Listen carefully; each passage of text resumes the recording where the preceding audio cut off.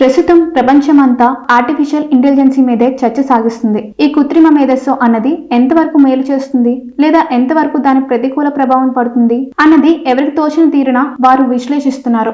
అయితే అందరూ ఆలోచించే తీరు ఒకటైతే ఐటీ నిపుణులు, దిగ్గజ సంస్థ అధిపతులు చేసే విశ్లేషణ, వారు ఆలోచించే విధానం, వారి దృష్టికోణం ఎప్పుడూ ప్రత్యేకంగా ఉంటుంది. అదే సమయంలో వారు చెప్పే వాటికి ఎంతో విలువ కూడా ఉంటుంది. ఆ విధంగా చూస్తే ఏఐ గురించి గూగుల్ మాతృ సంస్థ ఆల్ఫాబెట్ CEO సుందర్ పిచాయ్ చేసిన కీలక వ్యాఖ్యలు ఇప్పుడు వైరల్ అవుతున్నాయి, పెద్ద ఎత్తున చర్చకు నోచుకుంటున్నాయి. ఆర్టిఫిషియల్ ఇంటెలిజెన్సీ విస్ఫోటనం మీద ఆయన మాట్లాడుతూ దాని ప్రభావం ఎలా ఉంటుందో చెప్పుకొచ్చారు. దాదాపు ప్రతి కంపెనీ మీద ఏఐ ప్రభావం పెద్ద ఎత్తున ఉంటుందని సుందర్ పిచాయ్ అన్నారు. అదే సమయంలో ఏ కంపెనీ కానీ ఏ సంస్థ కానీ ఏఐ ప్రభావం నుంచి తట్టుకోలేదని ఆయన కామెంట్స్ చేశారు.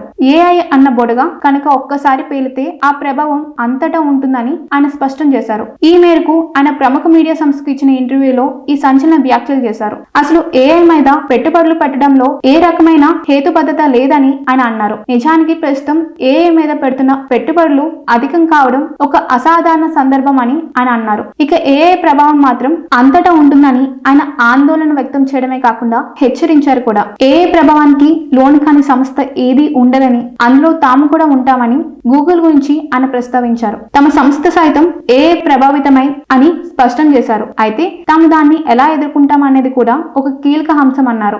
ఇక చూస్తే కనుక ChatGPT, ఓపెన్ AI తో పోటీ ఉన్న నేపథ్యంలో ఆల్ఫాబెట్ కు పెట్టుబడులు రెట్టింపైనట్లు కూడా ఆయన చెప్పారు.